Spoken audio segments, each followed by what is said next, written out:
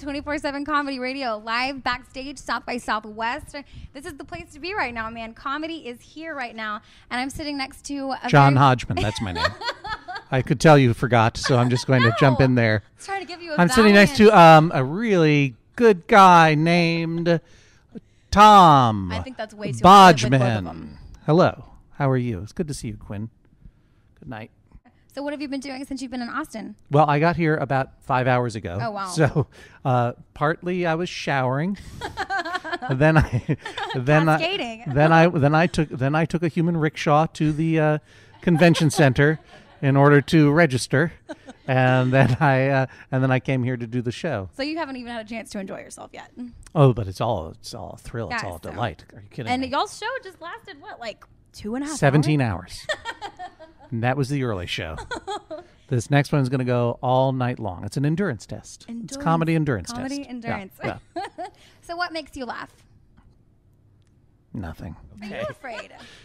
What's that? Are you ever afraid? Constantly. Why? Well, all performers are.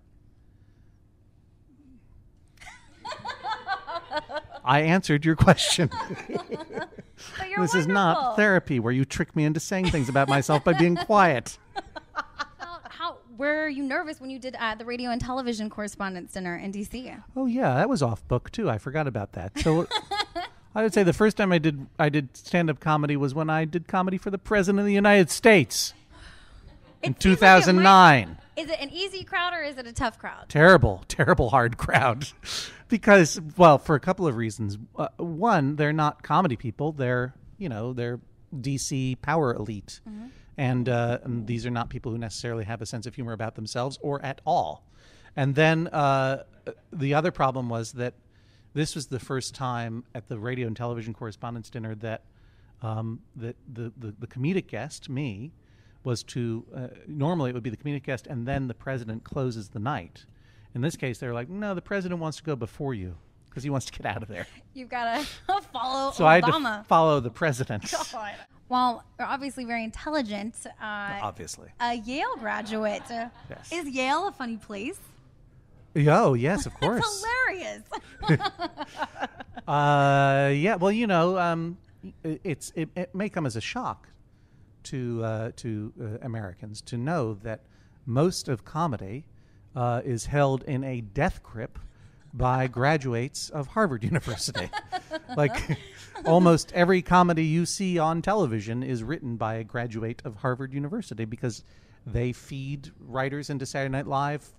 They have a pneumatic tube that leads from Cambridge to 30 Rockefeller Center. And yet Yale is a very funny place, and there are lots of improv comedy groups there. Yale doesn't have a fraternity system and doesn't have normal people there. So the social order is organized around improv comedy groups and a cappella singing groups. So they're like 30 of each. Far more a cappella improv comedy than any city of that size requires. School song? Does Yale have a school song? Yes. And can you sing it for me? Boola boola, boola boola, boola boola. This is a sports song because jocks have no imagination. It's the same words over and over and over again. But the most famous Yale song of all, of course, is the Whiff and Poof song, written by Cole Porter for the most famous Yale a cappella singing group, the Whiff and Poofs. What is a Whiff and Poof? A Whiff and Poof is some sort of mythical creature, and also a dude who wears a white tie and tails and takes his senior off to travel around the country singing to Yale clubs all around the world. And he's considered to be the most popular guy on campus. From the tables down at Maury's to the place where Louis dwells, to the dear old Temple Bar we love so well.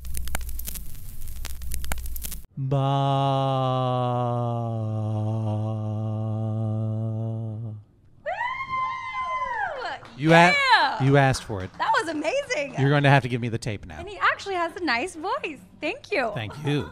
Well, it doesn't get better than that. Just in case you didn't know, this is Quinn 24/7 Comedy Radio with John Hodgman. Thank you very much.